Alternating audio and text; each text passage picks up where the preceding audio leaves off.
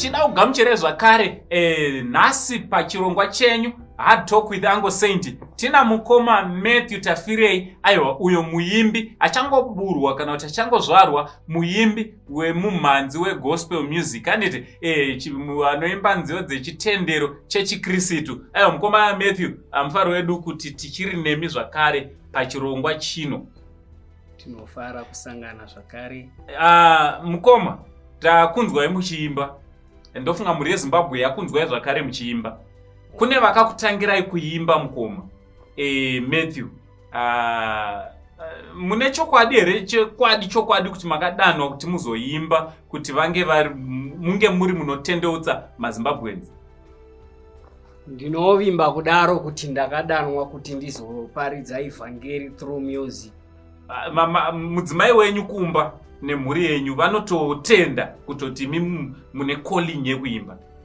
Vanotozvigashira, zvakatomboda kuvanetsa mazuva ekutanga asi vakazvigashira nekuti vakangondiwana ndiri kupraise and worship kubva patakaroorana.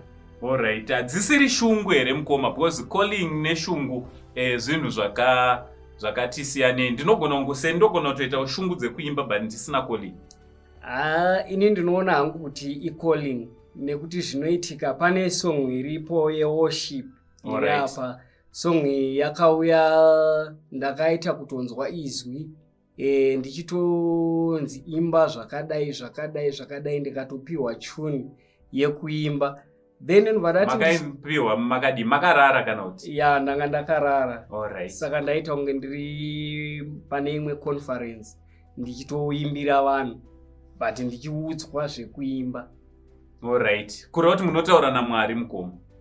Ndo zvazvinoreva mune calling yekutoti munotonzwa Mwari vachiimba kwamuri mozoimbira vanhu? Semunamati hatingoimba chete, tinotoimba tiri muna Mwari.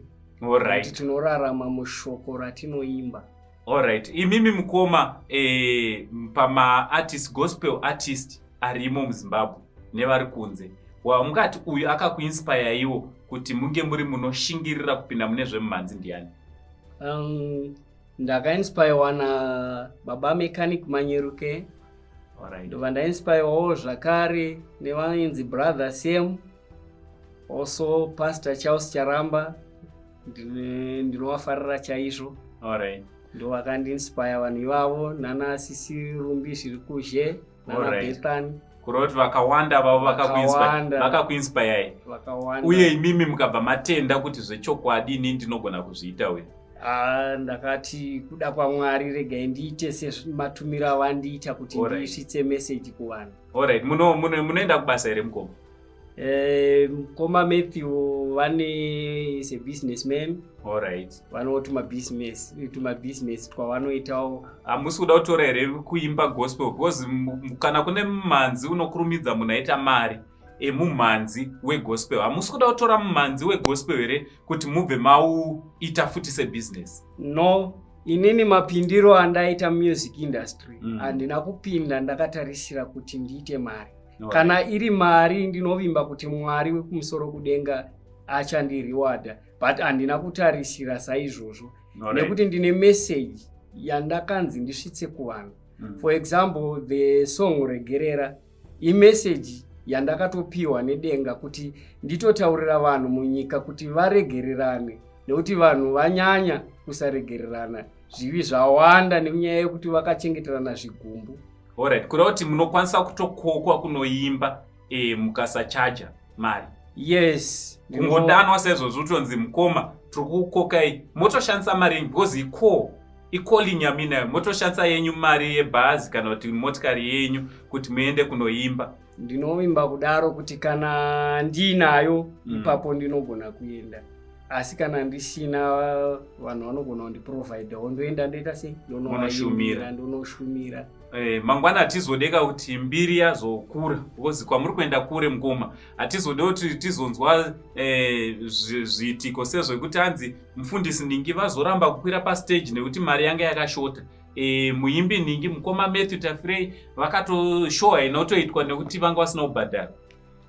Izvo ndo zvandoda kutonamatira kuna Mwari kuti abvise chinonzi pride, nekuti pane zvese zvinoitika izvi vanhu vanotanga mune zvakanaka vozobatwa neinonzi pride.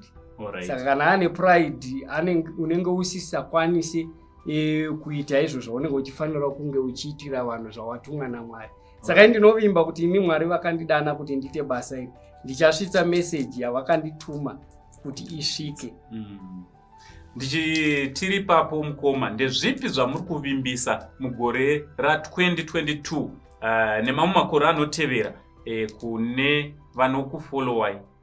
Right, vatsigiri vangu ndinokuvimbisai kuti musanete kutitsigira. Music yenyu zhinji iriko yakawanda. Mwari vari kuramba vachitipa each and every day music. Tinongodawo support yenyu kuti mutisapotewo kufarirawo music yedu, tirambe tichikupai zvizere. Alright. Panapa mumaoko mandisvitsa imi EP renyu extended play rine mimhanzi mingani, uyezve kune vanorida vanogona kurwana kupi? Okay.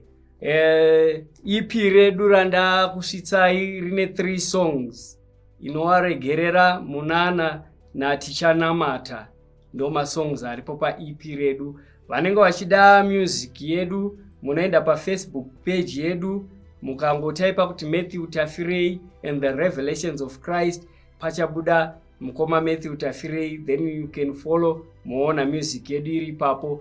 And also munogona kuenda pa YouTube, on our YouTube page you just type Matthew Tafireyi and the Revelations of Christ, muchaona music yedu yese iripo ipapo. Alright, mune mavideos here, maita mavideos? Mavideos next month ndo patiri kugadzirirai mavideos. Alright. Aiwa, tinotenda mukoma Matthew nekuva nesu nhasi pano muna Uncle Sandy. Tinotenda mukoma. Alright, kune vese vanoda kufollowa mukoma Matthew Tafireyi the Revelation of Christ. Aiwa, makasununguka kunge muri munovafollowa pama social media handles avo. Tinokutendai nerutsigiro rwenyu rwamunotipa from Uncle Sandy namukoma Matthew. For now, tichiti much love. Regerera akakutadzira, usavidze zuva wakachengeta chivi. Regerera akakutadzira, usavidze zuva wakachengeta chivi.